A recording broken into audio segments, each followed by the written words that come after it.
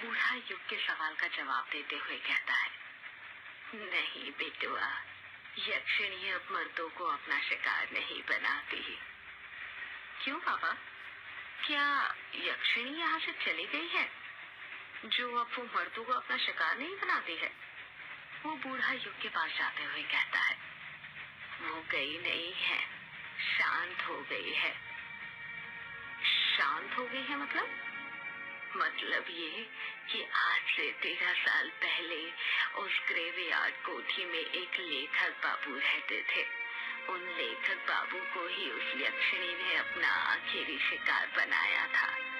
तुम्हें पता है, लेखक बाबू की किसी को लाश तक नहीं मिली थी, पर उनका कमरा पूरा खून से सना हुआ था। हर जगह खून ही खून था, दीवारों पर, किताबों पर, टेबल पर, हर जगह। एक कोना ऐसा नहीं बचा था जहाँ पर खून ना हो। ये बात सुनकर युग डरा नहीं बल्कि उदास हो गया। अचानक से उसकी आंखों में नमी आ गई थी। बूढ़ा इस बात को भांप लेता है और युग के कंधों पर हाथ रखते हुए पूछता है, क्या हुआ बेटा? लेखक बाबू के बारे में सुनकर तुम्हारा चेहरा उतर क्यों गया? युग अपने दिल पर पत्थर रखते हुए कहता है, क्योंकि आप जिस लेखक बाबू की बात कर रहे हैं वो और कोई नहीं बल्कि मेरे पिता थे। क्या इसका मतलब ये कि तुम वो लेखक बाबू की बेटे हो? हाँ, मैं उन्हीं का बेटा हूँ, युग। बूढ़ा अपनी बात को आगे जारी रखते हुए कहता है, गांव वालों का कहना था कि उस यक्षिणी ने ही लेखक बाबू को मारा था। उसी दिन से उस ग्रेवयार्ड कोठी को बंद कर दिया गया और कोठी के बंद होने के साथ ही अमावस्या और पूर्णिमा की रात मर्दों के शिकार होने भी बंद हो गए। कुछ गांव वालों का तो ये तक कहना है कि शायद लेखक के साथ संभोग करके उस यक्षिणी की हवस मिट गई, इसलिए वो शांत हो गई। युग कुछ सोचते हुए कहता है, पर जब हवस मिट गई थी तो उस यक्षिणी ने मेरे पिता को क्यों मारा? और आपने कहा था कि संभोग करने के बाद यक्षिणी अपने शिकार के शरीर में से खून चूस लेती है, तो फिर मेरे पिता का खून कमरे में हर जगह कैसे फैला था? यक्षिणी ने उनका खून क्यों नहीं पिया? पता नहीं, उसने लेखक बाबू का खून क्यों नहीं पिया। ये राज तो उनकी मौत के साथ ही ग्रेवयार्ड कोठी में दफन हो गया था।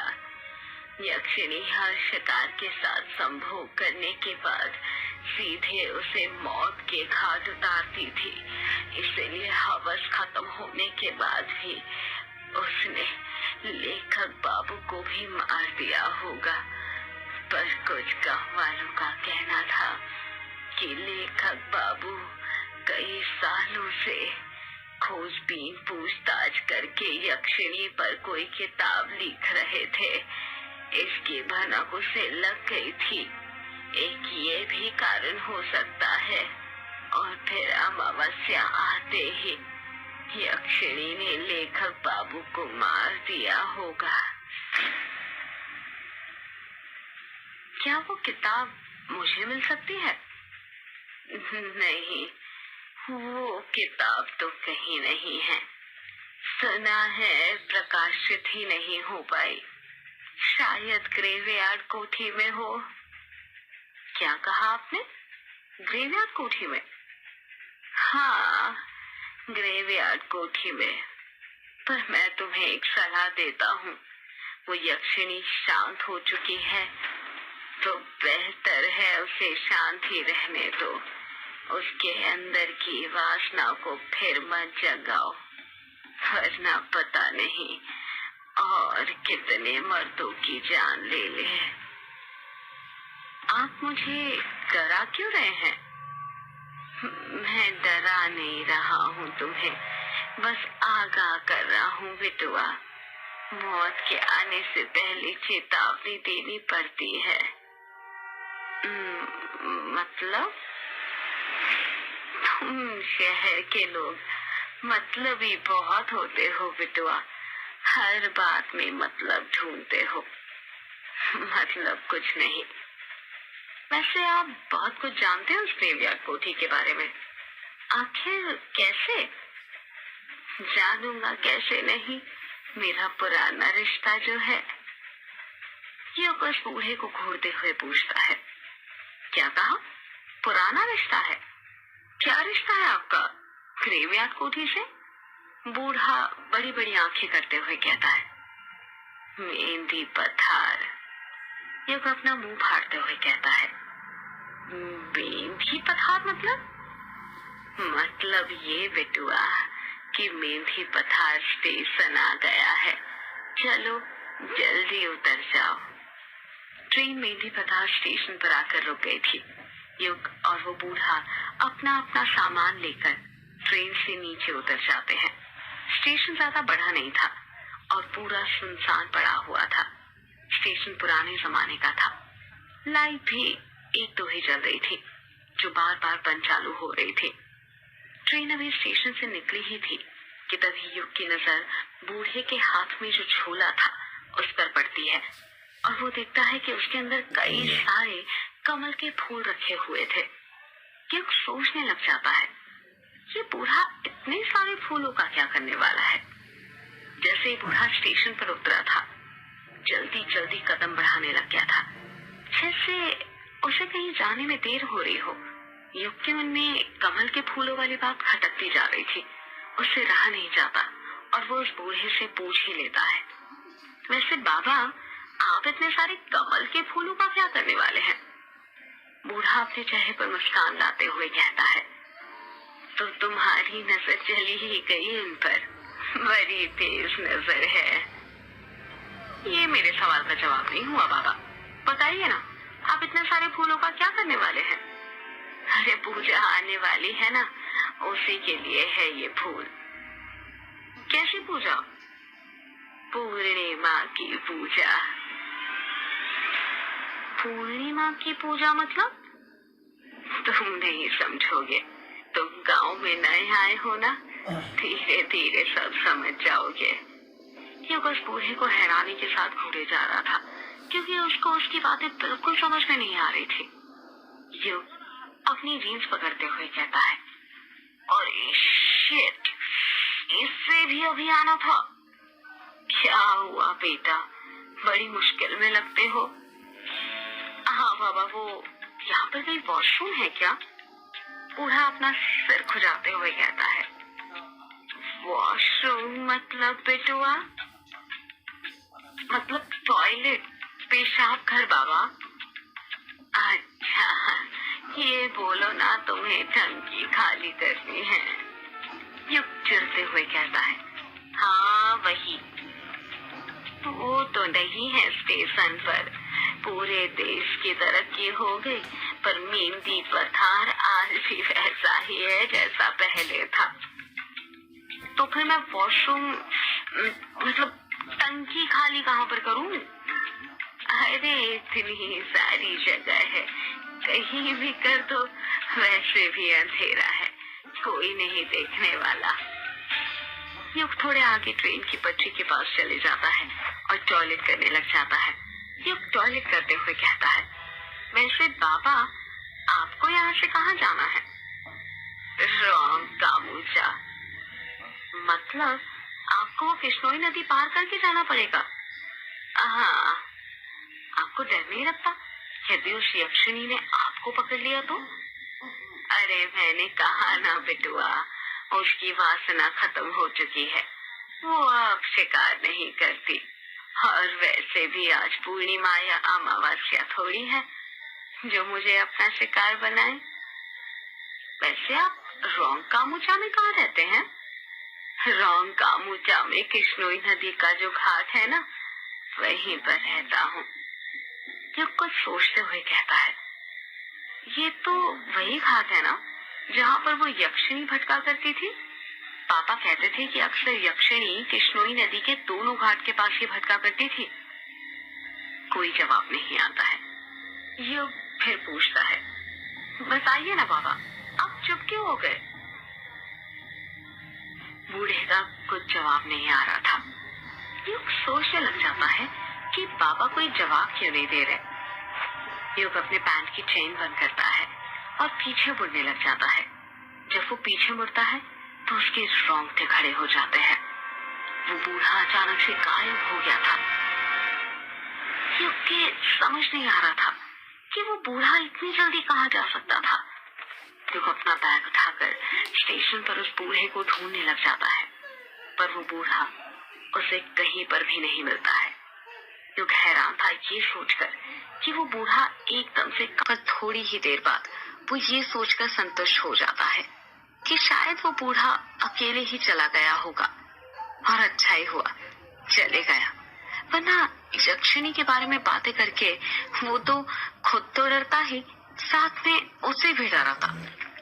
युग स्टेशन से बाहर निकलता है तो देखता है कि स्टेशन से बाहर एक भी ऑटो रिक्शा वाला नहीं था। ये गांव में ना यही प्रॉब्लम होती है, टैक्सी नहीं मिलती। शहरों का विकास तो हो रहा है पर गांव आज भी गांव ही है, जरा सी तरक्की नहीं हुई यहाँ पर। आज भी वैसा का वैसा है जैसे पहले था। इतना कहकर युग पैदल पैदल ही बंगला मुड़ा गांव जाने के लिए निकल जाता है। आधे एक घंटे में वो बंगला मुड़ा गांव पहुंच जाता है। बंगला मुड़ा गांव पार करने के बाद काला झाड़ी जंगल पड़ता है, जिसको पार करने के बाद ही कृष्णोई नदी आती है। और वहीं से थोड़ी दूर पर युग की ग्रेवयार्ड कोठी थी, जहाँ पर युग को जाना था। युग ने बंगला मुड़ा गांव तो पार कर लिया था, पर काला झाड़ी जंगल के अंदर वो फंस गया था। कृष्णोई नदी जाने का रास्ता वो भूल चुका था। काला झाड़ी जंगल में अंधेरा इतना ज्यादा था कि उसके समझ ही नहीं आ रहा था कि कौन सा रास्ता कहाँ पर जाता है। युग जंगल के अंदर लगे बांस के पेड़ों को देखते हुए कहता है, अब क्या करूं, आगे का रास्ता तो भूल गया मैं। 2-3 राउंड मार लिए पर बार बार घूमकर फिर से यहीं पर आकर रुक जाता हूँ। ये काली झाड़ी का जंगल तो पहेली बन गया है मेरे लिए, कुछ समझ ही नहीं आ रहा क्या करूं। युग अपना मोबाइल निकालते हुए कहता है, यहाँ पर तो नेटवर्क भी नहीं आ रहा कि किसी को फोन करके बुला लूं। युग के आसपास साल और बांस के पेड़ लगे हुए थे। हवा के झोंके जब भी इन बांस के पेड़ों के बीच में से निकलते थे तो ऐसा लगता था जैसे आपस में कोई फुसफुसा रहा हो। मोबाइल के टॉर्च की रोशनी में युग को ज्यादा कुछ नहीं दिखाई दे रहा था। युग सोच ही रहा था कि वो क्या करे, कि कैसे इन जंगलों से निकले। तभी उसे किसी के कदमों की आहट सुनाई देती है।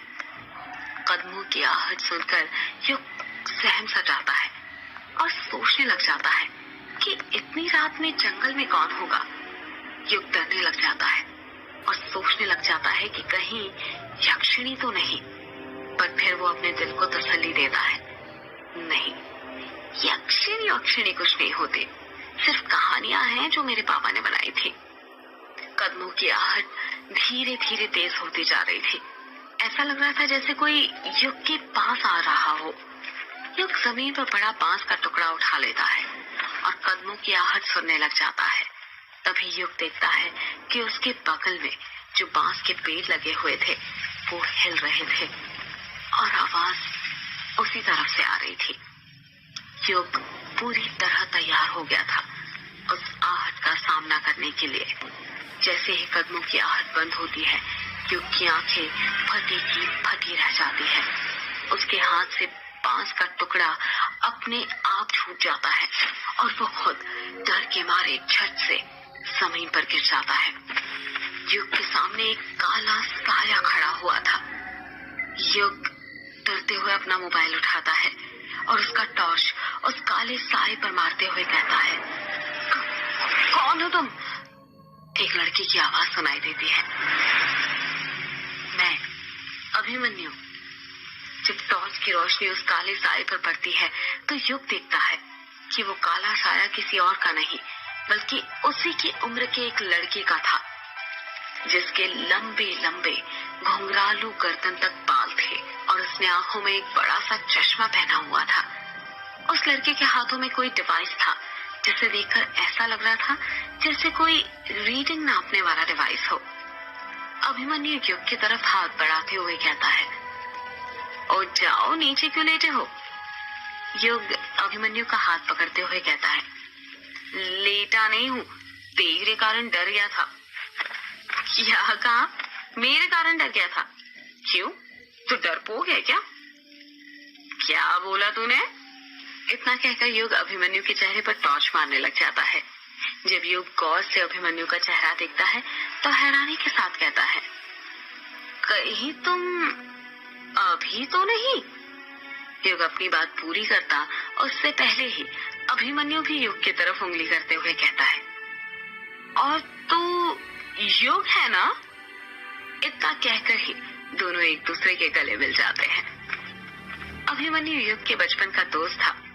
युग अभिमन्यु के बालों को हाथ लगाते हुए कहता है, तू तो बहुत बदल गया है यार, बड़े बड़े बाल, आंखों में बड़ा सा चश्मा। अभिमन्यु कहता है, बदल तो तू भी गया है यार। ये बता कब आया और कहाँ जा रहा है तू इतनी रात में? बस आज ही आया, ये मान ले 1-2 घंटे पहले, और मैं तो अपने ग्रेवयार्ड कोर्ट ही जा रहा हूँ। तू बता तू कहाँ जा रहा है इतने सुनसान जंगल में, वो भी इतनी रात में? और तूने ये बाल इतने बड़े क्यों कर रखे? एक पल तो मुझे लगा जैसे वो थी। अभिमन्यु हैरानी के साथ पूछता है, वो थी मतलब?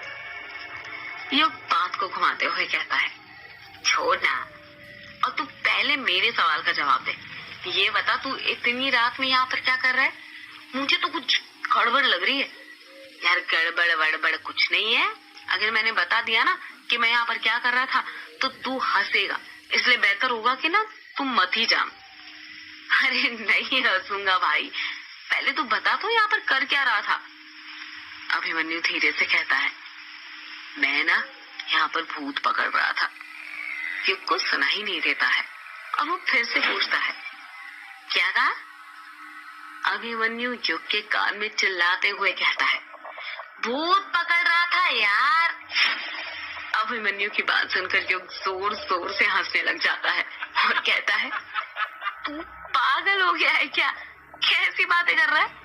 मुझे लगा तेरी बचपन की आदत है ये भूतों पर विश्वास करने की, जो चली गई होगी, और तू अब समझदार हो गया है, पर तू तो अभी भी नहीं सुधरा है यार।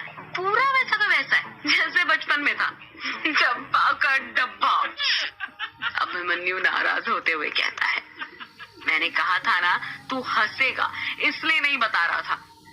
युग को गिल्टी फील होने लगता है और वो धीरे से कहता है, सॉरी यार, चल छोड़। ये बता क्या करता है आजकल तू? मेरी गुवाहाटी में जॉब है, अभी छुट्टियां मनाने आया हूँ। गुवाहाटी में जॉब है, पर किस चीज की? अभी तो बताया। क्या बताया? भूत पकड़ने की। मैं एक सर्टिफाइड पैरानॉर्मल एक्टिविटी एक्सपर्ट हूँ। हम लोग भूत खोजने का काम करते हैं। हाँ। अभिमन्यु की बात सुनकर युग अपनी हंसी नहीं रोक पा रहा था, वो हंसते ही जा रहा था। यार तू हंस क्या रहा है? हंस ले, जिनको कम नॉलेज होती है ना वो अक्सर अपने से ज्यादा नॉलेज वालों को पागल ही समझते हैं। शायद तुझे पता नहीं है, हमारे इंडिया में ना 10 सर्टिफाइड पैरानॉर्मल सोसाइटीज हैं जो भूत खोजने का काम करती है। मैं भी उसी सोसाइटी में सर्टिफाइड हूँ, समझा? युग हंसते हुए कहता है, ये बता आज तो कोई भूत खोजा या नहीं तूने? अभी तक तो नहीं खोजा, पर जल्दी खोज लूंगा ना। अच्छा, और वो कैसे? अभिमन्यु अपने हाथ का डिवाइस दिखाते हुए कहता है, इसकी मदद से। युग हैरानी के साथ पूछता है, ये क्या है? इसे इलेक्ट्रोमैग्नेटिक फील्ड मीटर कहते हैं। मतलब ये कि इस मीटर का इस्तेमाल एक टाइम के अंदर इलेक्ट्रोमैग्नेटिक फील्ड में होने वाले अंतर को जांचने के लिए किया जाता है। कहते हैं किसी जगह पर जब भूत प्रवेश करते हैं तो वहां की इलेक्ट्रोमैग्नेटिक फील्ड में बदलाव आता है। इस तरह भूतों का पता लगाया जाता है। इसमें एक अलग तरह का सेंसर भी लगा होता है जो बजता है और हमें बताता है कि हमारे आसपास कुछ अदृश्य शक्तियां हैं। ये कुछ बोलता उससे पहले ही वो इलेक्ट्रोमैग्नेटिक फील्ड मीटर बजने लग जाता है। युग हैरानी से पूछता है, ये क्या हो रहा है? कि डिवाइस इतनी आवाज क्यों कर रहा है? अभिमन्यु अपने आसपास देखते हुए कहता है, ये संकेत है कि हमारे आसपास कुछ है। युग धीरे से कहता है, मतलब भूत? हाँ। हेलो दोस्तों, तो कैसे हो आप सब। आप सबको होप मेरी ये वीडियो पसंद आई होगी, और आपको अगर चौथा पार्ट चाहिए तो कमेंट में लिखिए पार्ट 4, और हमारे चैनल को सब्सक्राइब कीजिए ताकि हम आपके लिए ऐसे ही वीडियो लाते रहें। शाम तक 5 बजे 4 और 5 दोनों पार्ट एक साथ अपलोड करने की कोशिश करूँगा प्लीज़। और हाँ, 20 सब्सक्राइबर 20 लाइक तो होने ही चाहिए, इतना तो आप कर ही सकते हो अपने छोटे भाई के लिए, जिससे मोटिवेशन